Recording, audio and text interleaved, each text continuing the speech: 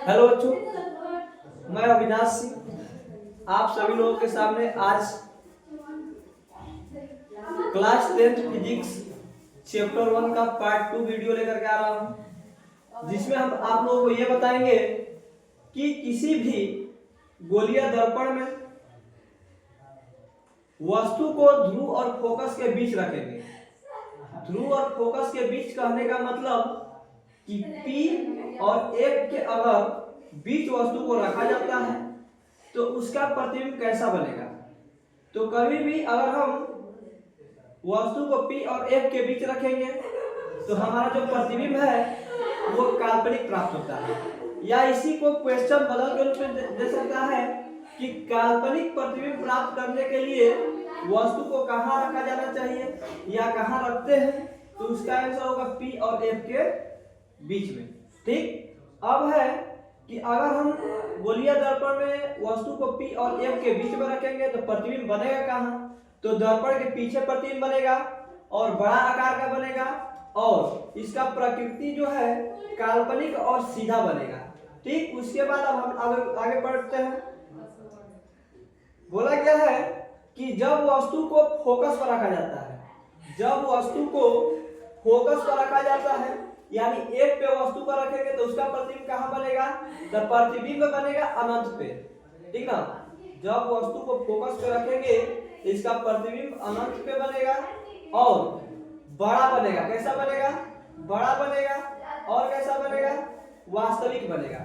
ठीक, उसके बाद चलते हैं आगे।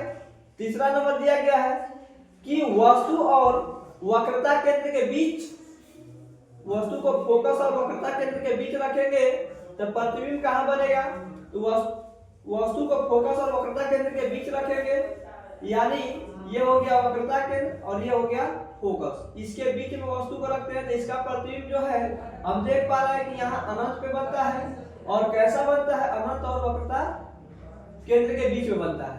ठीक है, फोकस और वक्रता केंद्र के बीच वस्तु को रखेंगे तो इसका प्रतिबिंब अनंत और वक्रता केंद्र के बीच बनेगा, बड़ा बनेगा और वास्तविक बनेगा और पूर्व से उल्टा बनेगा। ये हो गया। उसके बाद बोला गया है कि जब वस्तु को वक्रता केंद्र यानी C पर रखते हैं, जब वस्तु को C पर रखेंगे इसका प्रतिबिंब जो है वो कहाँ बनेगा, तो C पर अगर वस्तु को रखा जाता है तो उसका प्रतिबिंब C पर ही बनेगा और बराबर बनेगा और वास्तविक बनेगा और उल्टा बनेगा। तो वक्रता केंद्र पर रखने के बाद प्रतिबिंब C पे बनेगा।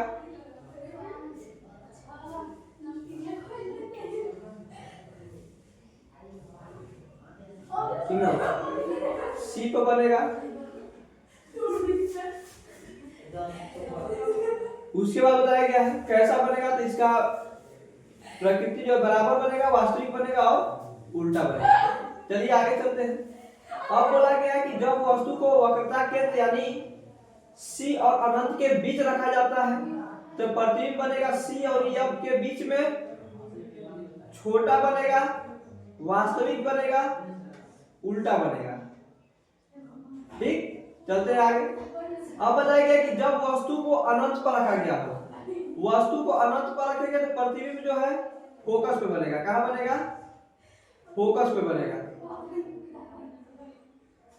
प्रतिबिंब फोकस पे बनेगा, बहुत छोटा बनेगा। उसके बाद प्रकृति जो है वास्तविक और उल्टा होगा।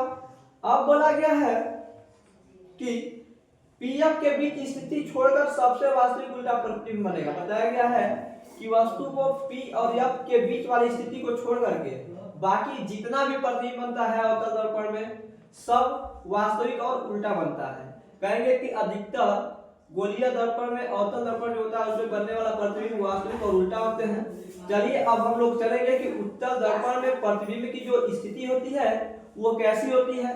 तो उत्तल दर्पण में बना प्रतिबिंब हरदम होता है काल्पनिक, जिसको आभासी कहते हैं, और सीधा होता है, वस्तु से छोटा होता है। उत्तल दर्पण में कभी भी अगर प्रतिबिंब बन रहा है तो वस्तु से छोटा बनेगा।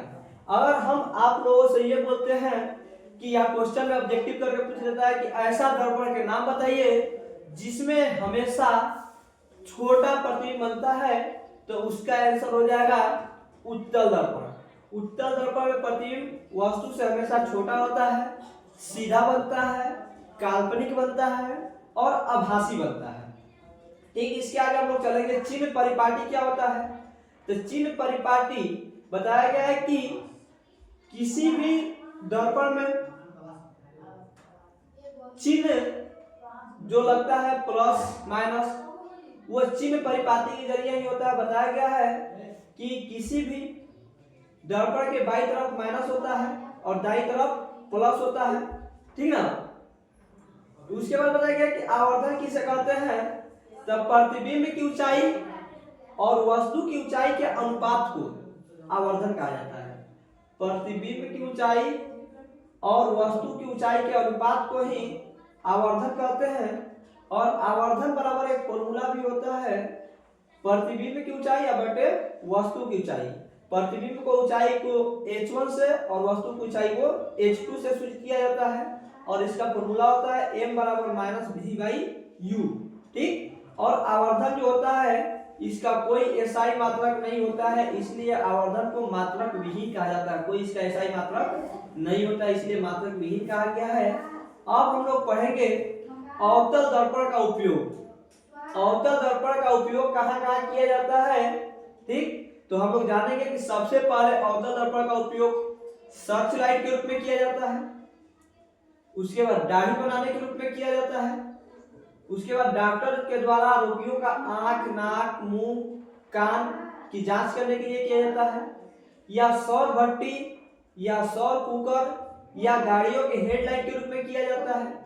उसके बाद उत्तल दर्पण का उपयोग हम लोग कहाँ करते हैं। तो उत्तल दर्पण का उपयोग पश्च दर्पण के रूप में यानी पीछे आ रहे वाहनों के रूप देखने के रूप में करते हैं। उसके बाद साइड मिरर के रूप में ड्राइवर के बगल में जो शीशा लगा होता है जिसमें पीछे के वाहन को ड्राइवर देखता है, उसके लिए। उसके बाद स्ट्रीट लाइट में भी उत्तल दर्पण का उपयोग किया जाता है। अब हम लोग को पढ़ना है कुछ महत्वपूर्ण फॉर्मूला होते हैं, सूत्र होते हैं, जैसे F बराबर R/2। इसको अगर वाक्य में कहें तो फोकस दूरी जो होती है वक्रता त्रिज्या की आधी होती है और m बराबर होता है यानी आवर्धन बराबर होता है माइनस v/u होता है। और उसके बाद दर्पण सूत्र 1/v प्लस 1/u बराबर 1/f होता है। बाकी आप सभी लोगों को होमवर्क में सिद्ध करना है F बराबर R/2 और एक फॉर्मूला और सिद्ध करना है जिसका नाम है 1/v प्लस 1/u बराबर 1/f दर्पण सूत्र। इसको आप लोगों को सोल्व करने आना चाहिए, ये क्योंकि बहुत बहुत वेरी इंपॉर्टेंट क्वेश्चन है और इसको एग्जाम में पूछने की 100% गारंटी होती है कि ये दो में से एक क्वेश्चन जरूर है कि 5 नंबर का पूछेगा जरूर। ठीक, इसके आगे हम लोग चलते हैं। चलिए, इसके आगे ऐसे एक चैप्टर होता है समाप्त। ठीक, और तब तक के लिए जय हिंद। और आगे से हम लोग क्लास 10 फिजिक्स के चैप्टर 2 जिसका नाम है प्रकाश का अपवर्तन में मिलते हैं। ठीक, तब तक के लिए बाय बाय, जय हिंद।